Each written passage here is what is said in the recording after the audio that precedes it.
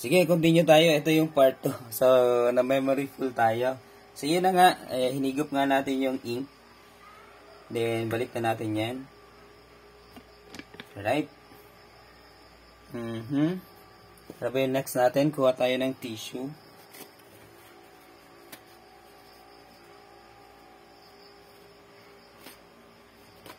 Medyo ano yung tissue ko kakaiba. Right? Yan. So, tupiin lang natin. Tupiin. At, yan. Ilagay dito. Ilalagay natin siya dyan. Yan. Then, para ma-absorb yung ink na nasa ating printhead. Then, yan. Stop lang natin dyan. Kasi madumi yan sa ilalim eh. So, since na hinigop natin yung ink, ayan, yung ganun lang yung gagawin natin. Then, ayun na nga. Diba? So, parang something like nilinisan natin. Alright. Sige.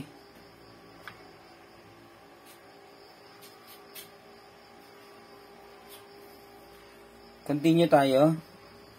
So, yung hose natin, papunta sa waste ink pad, ibalik na natin sa dati. Take note, medyo madumi to. Kung gagawin nyo to, so dapat marunong kayong magtiyaga. Ha? Kasi kung wala daw tiyaga, wala daw nilaga. No, ano ba yun? Nilagang itlog. Right? Sige nga, try na nga natin. Baba natin yan.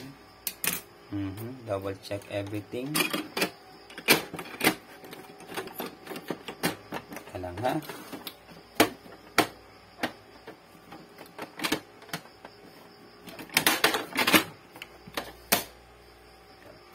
Right, plug in.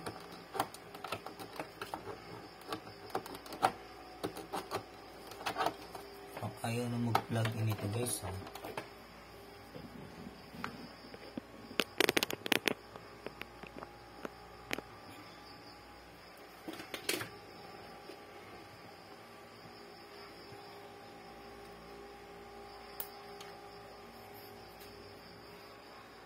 Yan, sinaksak na natin. Power on muna natin. Power on.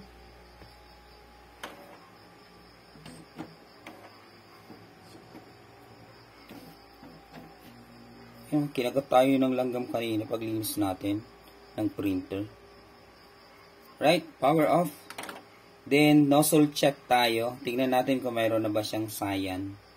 Then, cancel button, press, then power button. Pag nag-on na, tanggalin nyo na. Sige, tingnan natin.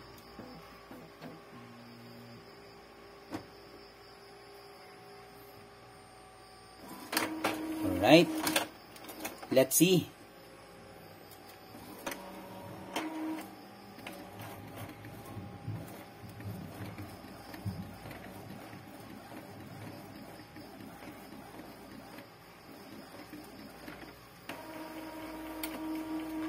Ayun na guys, nagkaroon na siya. Ayun oh. Nagkaroon na siya pero parang nahaluan ng black. Kasi yun nga, nilinis nga natin yung hinigop natin. Sige, yan, nag-cleaning siya. Tingnan natin ulit.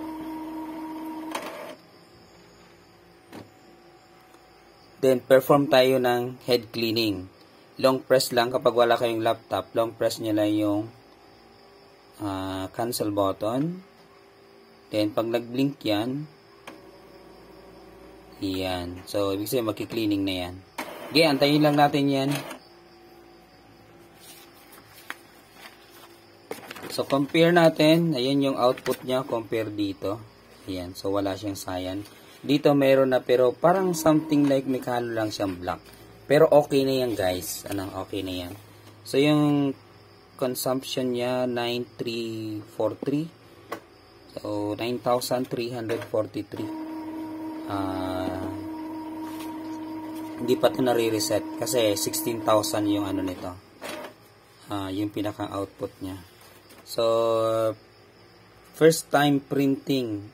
Oh, year 2002 pa pala. Yung first time printing nito. So, siguro, Bagong bili pa lang to, pero syempre sa factory, yung first time printing niya is 2002 pa.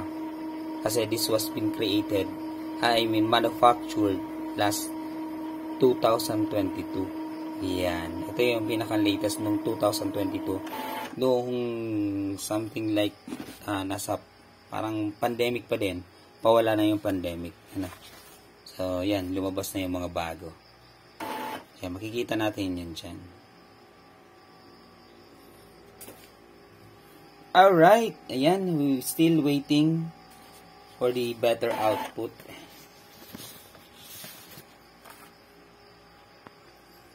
Ayan, tapos na siya mag-head cleaning. Power off. Then, nozzle check tayo.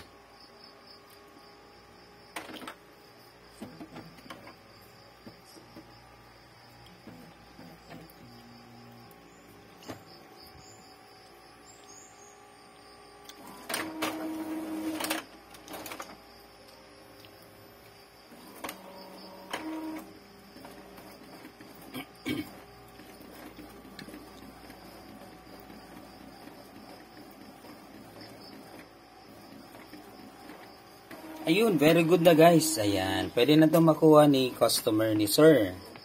Ayan, so diba? Ito na yung pinakang output niya. Ganun lang yung gagawin nyo. So what you need to do is to watch the full video. Yung part 1 then part 2. So para matuto tayo. Right?